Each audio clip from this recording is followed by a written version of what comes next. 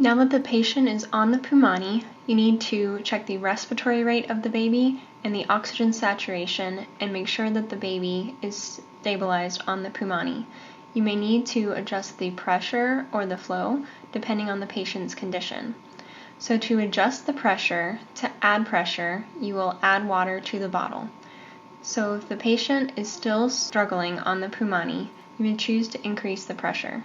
And the way to add water to the bottle while the patient is on the Pumani is to take a feeding tube or orogastric tube and insert it into one of the holes on the top of the bottle lid.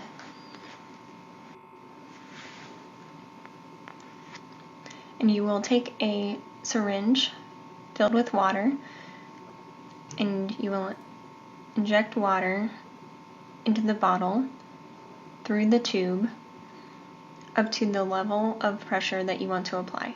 So right now the water is at 6 and I am choosing to increase it to 7 centimeters of water. So I will inject water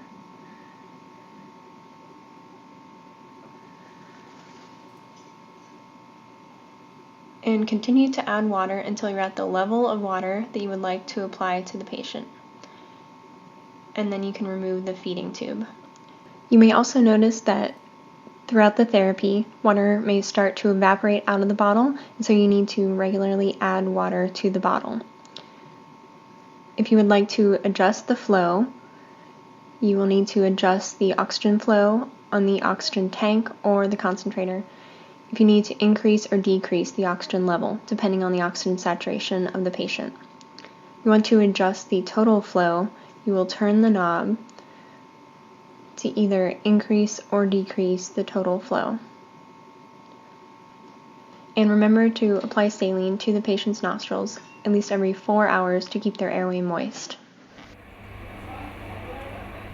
It is very important after the first hour to check how the baby is doing.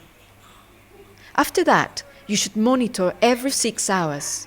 This is because there are things that you can still do if they are not showing signs of improvement. When you monitor, record in the notes whether the airway is clear, the current CPAP settings, the airflow, oxygen flow, and the level of water in the bottle, the respiratory rate and heart rate, any signs of respiratory distress, and the oxygen saturation. If the sats are still low after the first hour, you can turn up the oxygen. You do these on the concentrator, but make sure you also check the level on the CPAP machine. Turn it up by 1 liter per minute. Make sure the total flow is still at 6 liters per minute. Likewise, if the other signs of respiratory distress are worse or still severe, then you can increase the pressure of air. This is done by adding a centimeter of water to the bottle. This can be repeated every time you monitor until a maximum of 8 centimeters is reached. Don't expect the baby's breathing to become normal after an hour. It will take much longer for that to happen, but you should see some gradual improvement. The oxygen saturations, however, should improve quickly after starting the baby on CPAP.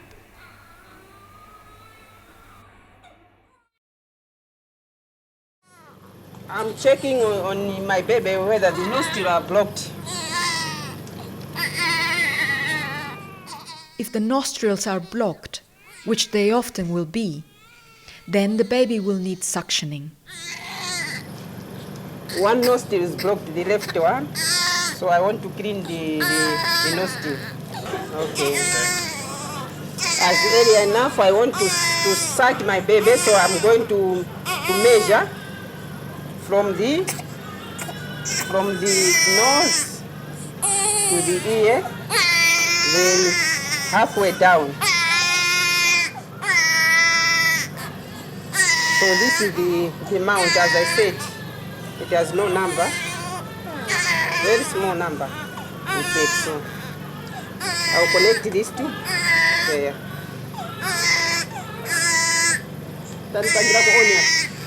Green light on.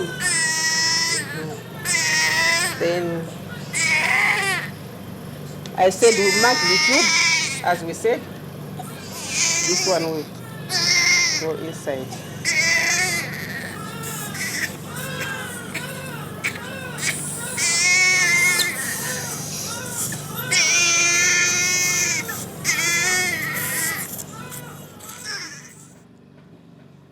Every time you monitor, you must apply saline drops.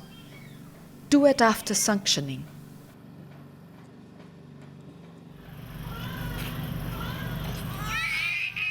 Another common problem, especially in dry season, are nosebleeds. In a baby that is prone to these, or to blocking, it is essential to give regular saline drops.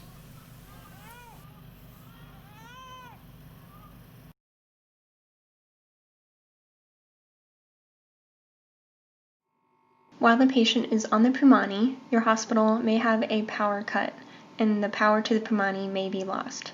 So I will demonstrate what happens when the power is lost and what you should do. So if the power is lost,